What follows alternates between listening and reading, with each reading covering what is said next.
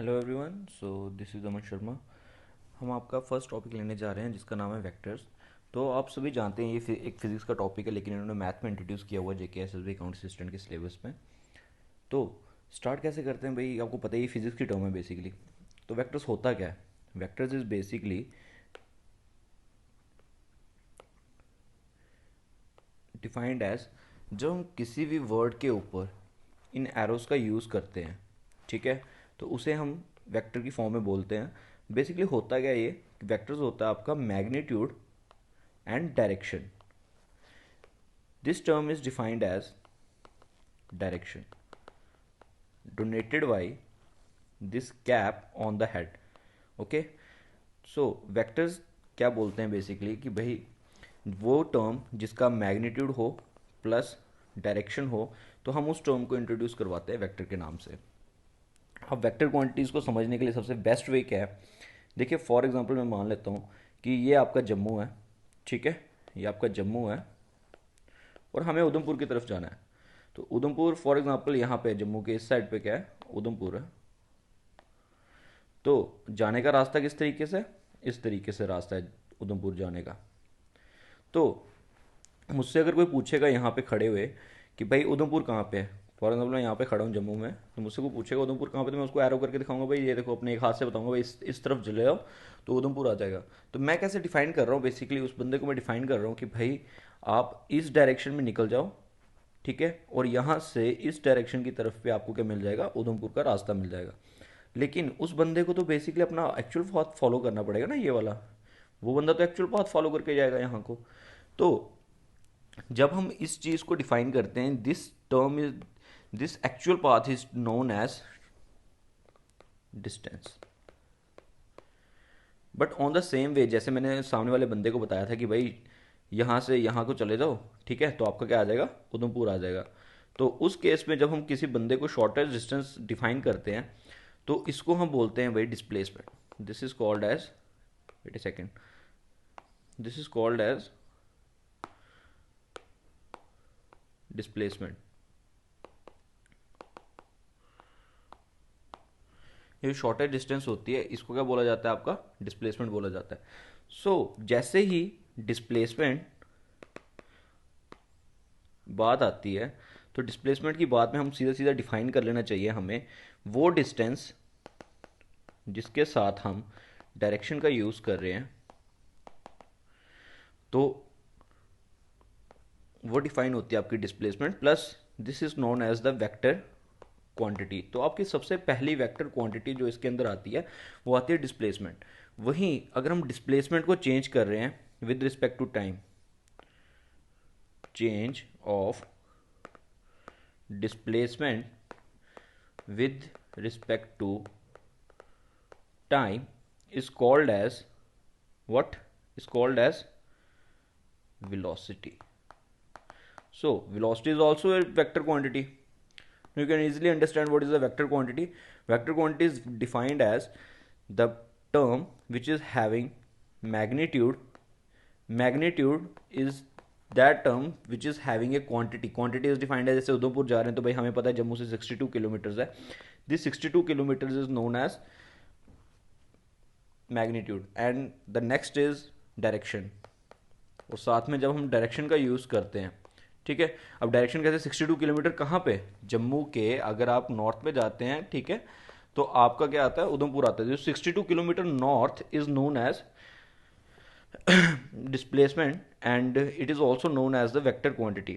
So vector quantity is denoted by this v over an arrow. Okay, तो अब हम यहाँ पे आपका स्टार्ट कर रहे हैं मेन चैप्टर जो है।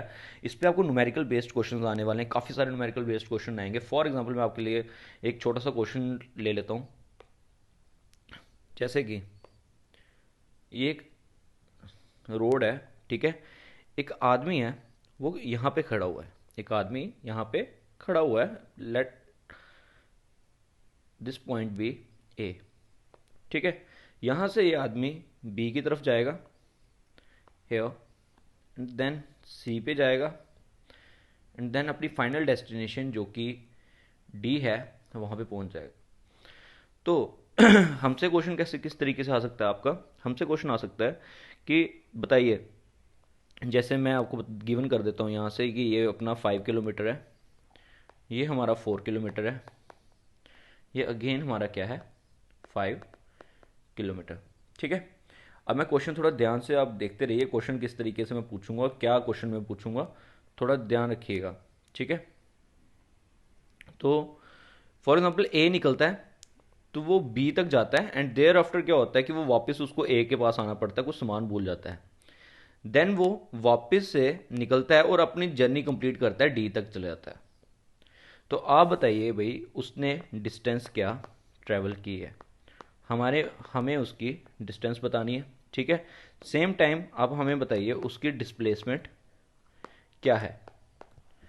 तो हमें क्या करना है, हमें सबसे पहले जो समझने वाली चीज़ है वो क्या है कि भाई डिस्टेंस क्या होती है। Distance is defined as the actual path, this is defined as actual path, उसने एक्चुअल पाथ क्या फॉलो किया है, एक्चुअल डिस्टेंस उसने क्या फॉलो की हुई है। And displacement is defined as the shortest distance, defined as the shortest distance between the two points, first initial and final के बीच में जो शॉर्टेस्ट डिस्टेंस होती है उसी को बोला जाता है डिस्प्लेसमेंट।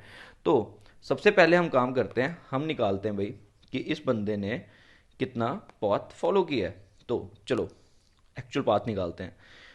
तो पहले तो ये बंदा यहाँ पे गया बी तक, ठीक है, फिर यहाँ से वापस आया, फिर उसके बाद ये बंदा वापस से इस साइड को गया। तो यहाँ से ए से बी तक आने के लिए इसने पहले 5 किलोमीटर ट्रैवल किया। देन देयर आफ्टर बी से वापस ये घर को आया तो 5 इसने और ट्रैवल किया। देयर आफ्टर इसने ए से डायरेक्ट ये डी पे चला गया। तो 5 एंड 5, 5 एंड 5 कितना हो गया, आपकी डिस्टेंस निकाल रहे हैं पहले। तो पहले तो इसने 5 ट्रैवल किया, देयर आफ्टर 5 ट्रैवल किया, देयर आफ्टर ये पूरा ए से लेके डी तक चला गया। तो ए से डी तक गया तो 5 + 4 9 +5 इज 14। तो टोटल डिस्टेंस इस बंदे ने कितनी ट्रैवल की हुई है, जो एक्चुअल पाथ उसने फॉलो किया वो कितना फॉलो किया है इसने अपना, इसने 23 किलोमीटर्स का पाथ फॉलो किया है। ठीक है, अब आती है डिस्प्लेसमेंट की बात। तो भाई डिस्प्लेसमेंट हम लोग समझते हैं, डिस्प्लेसमेंट क्या होती है, displacement is the shorter distance between the two points. So इस बंदे ने अगर देखा जाए स्टार्ट यहाँ से किया, एंड कहाँ पे किया, डी के ऊपर। तो ठीक है भाई, सीधा सीधा हमने डिस्टेंस को काउंट कर लेना। तो 5 + 4 9 and 5 14। So displacement is 14 kilometre. Okay, you get my point. So चलो नेक्स्ट एग्जांपल ले लेते हैं। फॉर एग्जांपल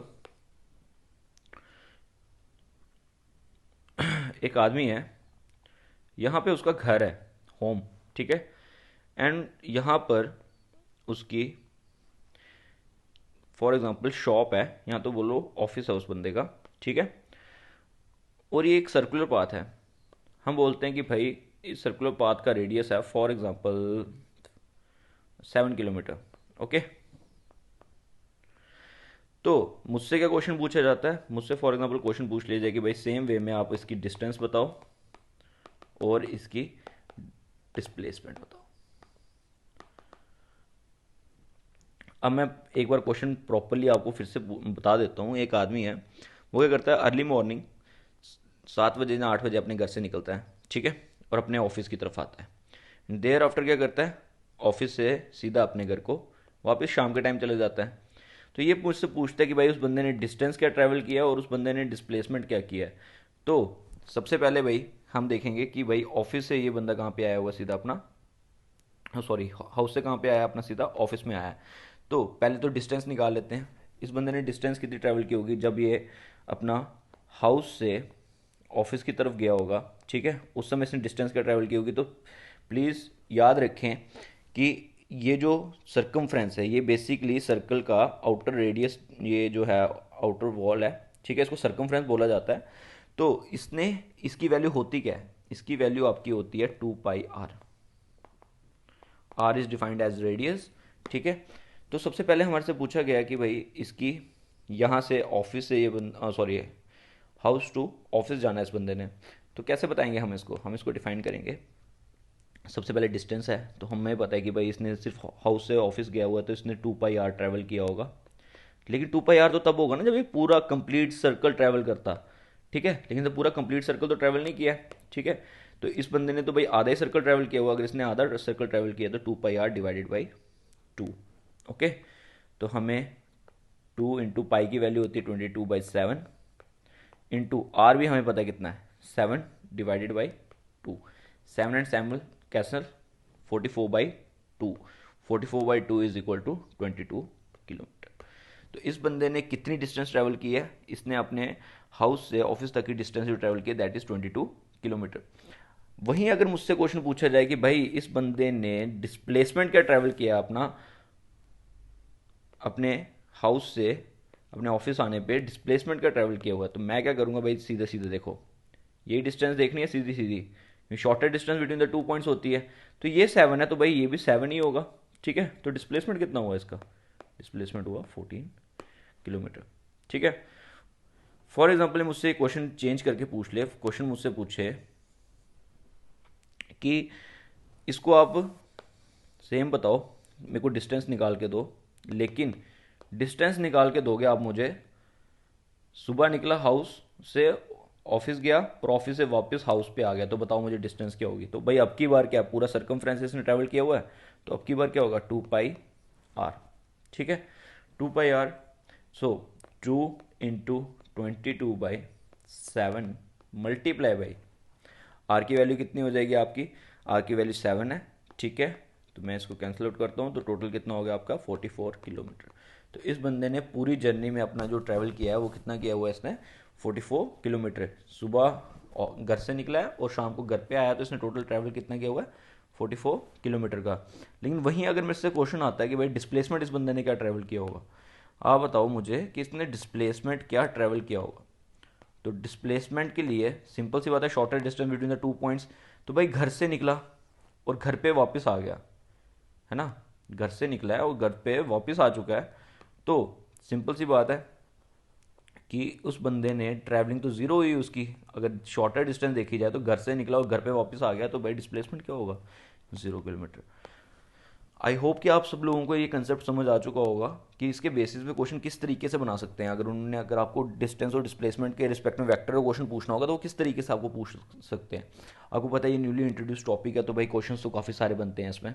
ठीक है, अब इसके अंदर हम आपके थोड़ा सा वेक्टर्स को एक्सप्लेन कर लेते हैं। ठीक है, आपके होते हैं पैरेलल वेक्टर्स। एक सेकेंड, मैं कलर चेंज कर लेता हूँ। तो आपके होते हैं पैरेलल वेक्टर्स। पैरेलल वेक्टर्स कौन से होते हैं, पैरेलल वेक्टर्स वो वेक्टर्स होते हैं जो कि कभी भी आपस में एक दूसरे के साथ इंटरसेक्ट नहीं करेंगे। ठीक है, और पैरेलल वेक्टर्स के बीच में एंगल कितने का होगा आपका, एंगल कितना होगा इनके बीच में 0 डिग्री। ओके, देयर आफ्टर आपके आते हैं इक्वल वेक्टर्स। इक्वल वेक्टर्स कौन से होते हैं, इक्वल वेक्टर्स वो होते हैं जिनका सेम मैग्नीट्यूड होता है और सेम डायरेक्शन होती है। ठीक है, ये वेक्टर और ये वेक्टर, फॉर एग्जांपल ये 5 किलोमीटर है, डायरेक्शन कौन सी है ईस्ट, सेम वे में ये भी 5 किलोमीटर होगा, डायरेक्शन होगी ईस्ट, तो जाके ये वेक्टर कौन सा होगा आपका इक्वल वेक्टर। समझ गए। सिमिलर आपका होता है anti parallel vector. Anti parallel direction से मतलब समझ ही रहे हैं हम कि एंटी पैरेलल का मतलब क्या होगा एंटी पैरेलल वेक्टर्स का। तो एंटी पैरेलल वेक्टर्स का मतलब एक ही है कि भाई पैरेलल तो होंगे, ठीक है, लेकिन डायरेक्शन क्या होगी इनकी अपोजिट।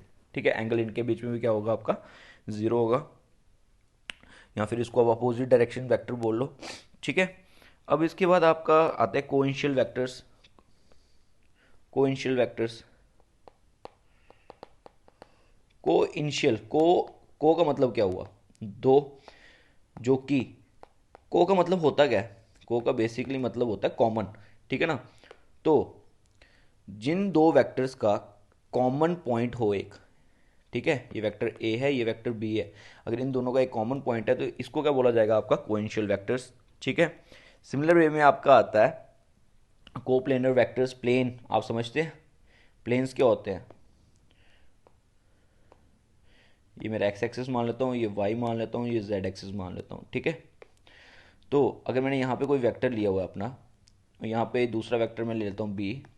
ठीक है, तो ये दोनों वेक्टर्स क्या हैं कोप्लेनर, क्यों, क्योंकि ये कौन से प्लेन में आपके फॉल कर रहे हैं एक्स वाई, सॉरी लिख लेता हूँ कोप्लेनर वेक्टर्स। ठीक है, तो आप देख रहे हैं कि भाई दोनों के दोनों वेक्टर्स जो हैं सेम प्लेन में फॉल कर रहे हैं, कौन से एक्स और वाई में। समझ आ रही है? सिमिलर वे में आपका नेक्स्ट आता है यूनिट वेक्टर, और ये टर्म जो है ये आपकी सबसे इंपॉर्टेंट टर्म है, यूनिट वेक्टर्स। अब मैं आपको बताता हूँ यूनिट वेक्टर्स होता क्या है। यूनिट वेक्टर्स इनडायरेक्ट वे में आप इसको डायरेक्शन वेक्टर भी बोल सकते हो। ये बोल क्या रहा है मैं आपको समझा देता हूँ क्लियर। ये भाई पेपर में किसी भी नाम पे क्वेश्चन आ सकता है इसका, मैं आपको सारे क्वेश्चंस करवाऊंगा। मेन हमारा मोटिव समझने से ज़्यादा क्वेश्चंस अटेम्प्ट करना भी है, ठीक है। मैं आपको उतना ही कंसेप्ट बिल्कुल शॉर्ट पढ़ाऊंगा कि आपका पेपर में सारे कंसेप्ट क्लियर हो जाए, एंड प्लस आपका जो भी क्वेश्चंस आने हैं उसके रिलेटेड मैं आपको सारे करवा लूँ। तो डायरेक्शन वेक्टर बोला जाता है बेसिकली वेक्टर्स की, आपको पता ही है डेफिनेशन क्या होती है। V vector is equal to mod of B into V cap. This v cap is known as unit vector. What is this unit vector? Unit vector is basically a directional vector. ये जो v है यही आपका unit vector है। तो हम इसकी value निकालते हैं, तो v कैप किसके बराबर हो जाएगा आपका, v vector upon mod of v। जब भी आपको यूनिट वेक्टर बोला जाए तो आप समझ जाए कि भाई आपको v कैप निकालने के लिए बोला जा रहा है, ठीक है। और यूनिट वेक्टर हमेशा उसकी वैल्यू, ये नहीं है कि यूनिट का मतलब तो हमें पता है यूनिट की वैल्यू 1 होती है, लेकिन ये बेसिकली यूनिट वेक्टर आपको किस वे में देते हैं, ये आपको बेसिकली डायरेक्शन फाइंड आउट करने के लिए यूनिट वेक्टर के नाम से क्वेश्चन पूछते हैं कि आप हमें डायरेक्शन बताओ कि भाई क्या है इस वेक्टर की, ठीक है। तो अब मैं आपको थोड़ा सा और समझा देता हूँ। इसके अंदर आपका आते हैं तीन प्लेन्स के रिस्पेक्ट में आते हैं। तीन प्लेन्स कौन कौन से हैं आपके, एक्स वाई एंड जेड। आपको पता ही है ये तीन कोऑर्डिनेट्स हैं। इस समय जो हमारा यूनिवर्स है ये कौन सा है, 3D यूनिवर्स है। 3D यूनिवर्स है तो भाई तीन प्लेन्स होंगे, ठीक है। तीनों के तीनों प्लेन एक दूसरे के क्या होते हैं, 90 डिग्री होते हैं। ये चीज़ याद रखिएगा, तीनों प्लेन एक दूसरे के क्या होते हैं, 90 डिग्री होते हैं। और अगर तीनों प्लेन्स एक दूसरे के 90 डिग्री हैं, एक सेकेंड कलर थोड़ा सा,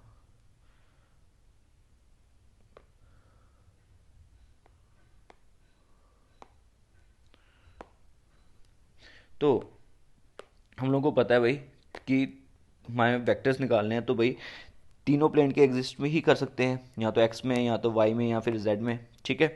तो इनके रिस्पेक्ट में क्या होता है कि डायरेक्शंस भी बनाई जाएंगी। अब मेरे को कौन बताएगा, मैं बार बार तो नहीं लिखूंगा ना। मैंने अगर फॉर एग्जांपल 5 लिख दिया और मुझे बोले कि एक्स एक्सिस के रिस्पेक्ट में क्या लिखूँ, 5x, ठीक है। तो ये कोई प्रॉपर टर्म नहीं है।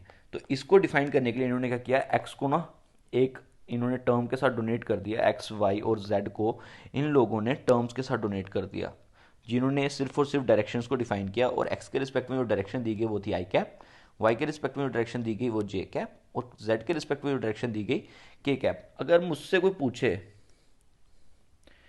पूछे फॉर एग्जांपल, मैं ये प्लेन ले लेता हूँ, ठीक है, इधर एक पॉइंट डाल लेता हूँ और इस पॉइंट की वैल्यू मैं रख लेता हूँ, फॉर एग्जांपल इसकी वैल्यू रखता हूँ 5, 3 एंड 2, ठीक है। ये मैंने, ये 3D में है, ये जो मेरा डॉट है ना ये 3D में है, तीनों प्लेन्स के रिस्पेक्ट में है, ठीक है। एक्स वाई जेड तीनों के रिस्पेक्ट में है, ठीक है। क्यों, क्योंकि मैंने इसके तीन पॉइंट्स लिखे हैं, तीन अलग अलग जगह से इसकी डिस्टेंस लिखी हुई है। तो मैं इसको किस तरीके से लिखूंगा, मैं इसको लिखूंगा भाई 5 I cap plus 3 J cap plus 2 K cap. समझ आ गया? होपफुली आप समझ गए होंगे कि भाई किस तरीके से आप इनको वेक्टर्स को डोनेट करोगे, ठीक है। और अगर इस वेक्टर की वैल्यू होती, मतलब कि सॉरी, इसको डोनेट किया होता हमने ए के साथ, ठीक है, तो हम कैसे बताते, A vector is equal to 5 I cap plus 3 J cap plus 2 K cap.